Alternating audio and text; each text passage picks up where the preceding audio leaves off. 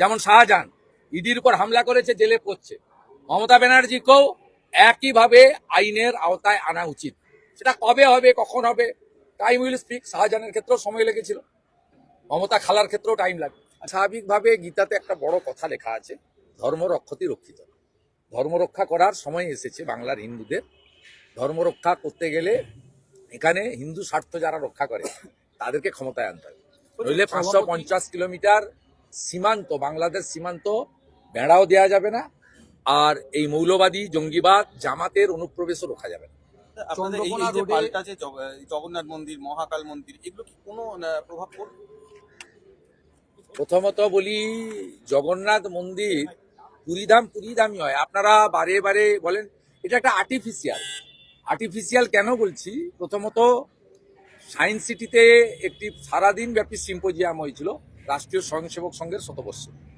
সেখানে একটি popular portal ইউটিউবারের একজন প্রশ্ন করেছিলেন রাষ্ট্রীয় স্বয়ংসেবক সংঘের সরসংঘ চালককে, যে সরকারি অর্থে কি হিন্দুদের মন্দির নির্মাণ করা যায়? তখন তিনি পরিষ্কারভাবে বলেছেন যে সোমনাথ মন্দিরও নির্মিত হয়েছে হিন্দুদের নিধিতে বা অর্থে। উদ্বোধন করার জন্য রাষ্ট্রপতিকে ডাকা হয়েছিল। অযোধ্যার রাম মন্দিরও নির্মাণ হয়েছে হিন্দুদের নিধিতে, উদ্বোধন করার জন্য প্রধানমন্ত্রীকে ডাকা হয়েছিল। কিন্তু সরকারি অর্থে সরাসরি কোনো মন্দির বা ধর্মীয় প্রতিষ্ঠান ভারতবর্ষে আজ পর্যন্ত গড়া হয়নি।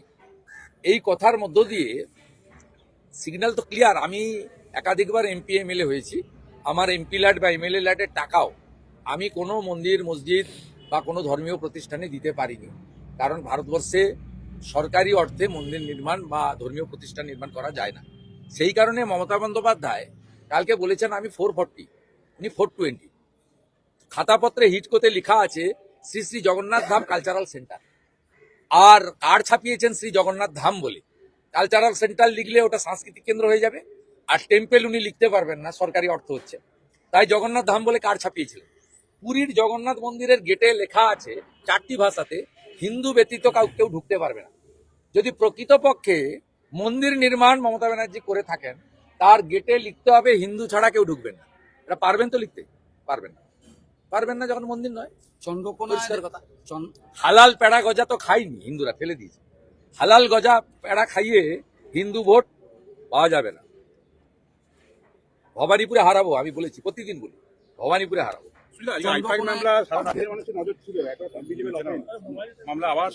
ঠিক করছে, আটঘাট বেঁধে করছে। এবং আমি মনে করি ওদের স্ট্র্যাটেজি কি আমি জানি না। আমি ইডির লয়ারও নই আর সুপ্রিম কোর্টের জাজও নই। আর এই আইপ্যাক বা ফাইল এবং মোবাইল ফোন চুরি করা মমতা ব্যানার্জিরও আমি স্পোক্সপারসন নই। আমি পরিষ্কার, আমি যেটা চাই বিরোধী দলনেতা হিসেবে এবং এই বাংলার একজন নাগরিক হিসেবে, যখন পুলিশ মমতা ব্যানার্জির হাতে থাকবে না এমন সময় তদন্ত হওয়া উচিত। নইলে আবার তদন্তকারীদের উপরে আক্রমণ করবে। শুধু মমতা ব্যানার্জি নিজে আক্রমণ করতে যাননি, তার সঙ্গে রাজীব কুমার ছিলেন, মনোজ বার্মা ছিলেন, বিধাননগরের ওই তখন ছিল মুকেশ ছিল। এরা জোট বেঁধে গেছিল সেদিন, এবং যার বিরুদ্ধে এফআইআর এর নাম আছে প্রিয়ব্রত বলে একজন ডিসি সাউথ আইপিএস, তিনিও ছিলেন। এখন যদি আপনি তদন্ত করতে আসেন, মমতা ব্যানার্জি আবার সুপ্রতিম সরকার আর পীযূষ পান্ডেকে নিয়ে তিনি আবার হামলা করবেন, আবার পুলিশকে দিয়ে হামলা করবেন। অতএব টাইম উইল স্পিক। আমার মনে হয়েছে আইনি লড়াইতে আটঘাট বেঁধে ইডি এগোচ্ছে। We are hopeful. কারণ প্রকাশ্য দিবালোকে সব ক্যামেরার সামনে ফাইলগুলো হাতে নিয়ে বলেছিলেন আমি কাড়িয়ে নিয়ে এলাম। নিজেই চোর স্বীকার করেছে নিজে যে আমি চুরি করেছি। অতএব আজকে যদি আমার বাড়িতে 3বার সিআইডি পাঠিয়েছে, আমি বাড়িতে থাকি না, আমার বাবা মাকে চা বিস্কুট খাইয়েছে, ফিতা নিয়ে গেছিল মাপতেও দিয়েছে, তা আমি যদি সিআইডির অফিসারকে চাঁটি মারতাম তাহলে আমি কি বাইরে থাকতাম? এদেশের আইন সবার জন্য সমান, এক যাত্রায় পৃথক ফল হতে পারে না। অন্য লোকের ক্ষেত্রে যা হয়েছে, যেমন শাহজাহান ইডির উপর হামলা করেছে, জেলে পড়ছে, মমতা ব্যানার্জিকেও একইভাবে আইনের আওতায় আনা উচিত। সেটা কবে হবে, কখন হবে, টাইম উইল স্পিক। শাহজাহানের ক্ষেত্রেও সময় লেগেছিল, মমতা খালার ক্ষেত্রেও টাইম লাগবে। চন্দ্রকোনায় একটি ছেলেকে গেছে, গোটা পশ্চিমবঙ্গ দেখেছে যে সে গেরুয়া পতাকার উপরে থুতু ফেলছে। হ্যাঁ, থুতু ফেলেছে। ওরা একটা জিহাদির বাচ্চা, ওর নাম আমি প্রকাশ করেছি, ভিডিও গুছিয়ে রেখেছি। মে মাসে বিজেপির সরকার এলে যোগী আদিত্যনাথজির মতো ওই জিহাদির বাচ্চাকে লঙ্কা, শুকনো লঙ্কা জ্বালিয়ে ধোঁয়া ওর নাকে ঢুকাবো।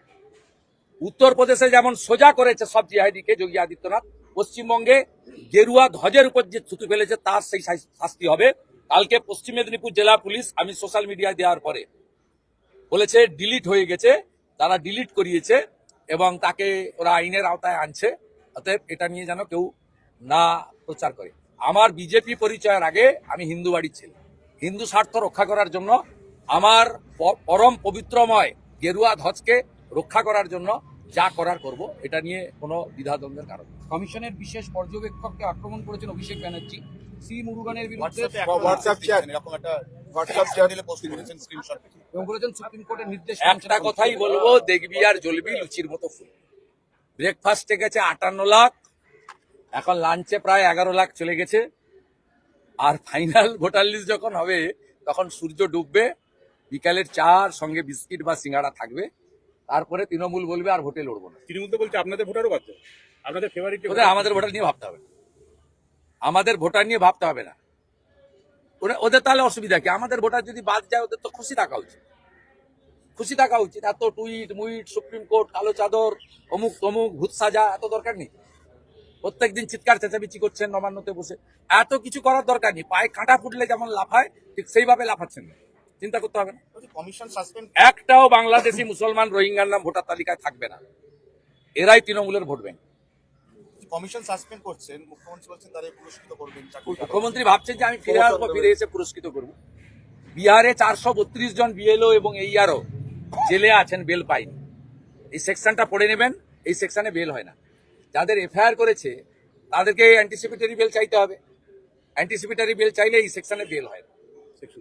হ্যাঁ, এতে বেল হয় না, পরিষ্কার কথা। বিহারে যারা এসআইআর এর সময় 2 নম্বরই করেছিল, এমন 432 বিএলও এইআরও জেলের মধ্যে আছে টিল নাও। ভদ্রভাবে কাজ করুন। এখন বলছেন ওনারা বলেছেন তাই করেছে, কে বলেছে সেটা জানিয়ে দিন ইলেকশন কমিশন, দিয়ে বলুন আমাদের ক্ষমা করুন। বলতে তো হবে। ডিএম যদি অরবিন্দ মিনা বলে থাকে তার নাম বলতে হবে, ক্যানিং এর ভিডিওকে, এইআরওকে।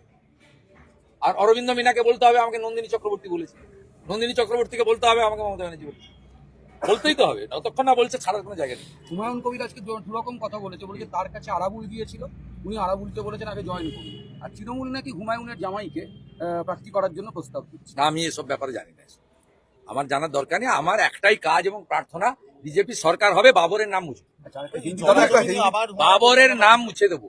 একটা লাস্ট প্রশ্ন, কোনো বাবরের নাম কোথাও লেখা থাকবে না পশ্চিমবঙ্গে, পরিষ্কার কথা। শুধু বাবর নয়, আকবরের নাম, শাহজাহানের নাম, জাহাঙ্গীরের নাম, হুমায়ুনের নামও থাকবে না। এরা মোগল পাঠান, এরা এসেছিল মন্দির ভাঙতে, মা বোনের ইজ্জত দিতে, হিন্দুদেরকে মুসলিম ধর্মে কনভার্ট করতে। এদের নাম নিশান বিজেপি আসার পরে রাখতে দেবো। একটা হিন্দু বাইক লাগবে চন্দ্রকোনা। আমি একটা লাস্ট প্রশ্ন, কলকাতায় গেলে বিচারপতি হাইকোর্ট একটা রায় দিয়েছে। 2010 সালে বাম শিক্ষামন্ত্রী তিনি তার ক্ষমতার অপব্যবহারকে এমন চাকরি দিয়েছেন, রাজ্য সরকার বলেছে তাই এই পুরো বিষয়টা তদন্ত করবে। পার্থদেব বা সুরেশ্বর রায়চৌধুরী কেউ একটা ছিলেন এবং সেক্রেটারিয়েটে চাকরি দিয়েছেন এডুকেশন ডিপার্টমেন্টে। আপনার জন্য সেই 2000 ক্ষমতা তাও রাখেন থাকলে হবে, তদন্ত করবে। কিন্তু রাজ্য সরকারের তদন্ত, তারা তো সিপিএম এর বিরুদ্ধে তদন্ত করবে কিনা আমার সন্দেহ আছে। সিপিএম কে বাজারে ছেড়ে রাখলে আমাকে 106 বার হাইকোর্টে যেতে হয়েছে। সিপিএম এর কোনো মিছিল মিটিং এর জন্য কোথাও বাধা দেয় না। বরঞ্চ আপনারা নিজেরাই আরজিকর আন্দোলনে দেখেছেন, লালবাজার অভিযানের সময় পুলিশ জলের বোতল দিয়েছে, আর যখন জুনিয়র ডাক্তাররা গেছে বা নবান্নতে আমরা যাওয়ার চেষ্টা করেছি আমাদেরকে লাঠি মেরেছে, অভয়ের মাকেও মেরেছে। ভিডিওটি ভালো লাগলে অবশ্যই একটি লাইক করে আমাদের এই ছোট্ট চ্যানেলটির পাশে থাকুন এবং সাবস্ক্রাইব করুন আমাদের চ্যানেল নিউজ 16 বাংলা। জয় হিন্দ, বন্দে মাতরম।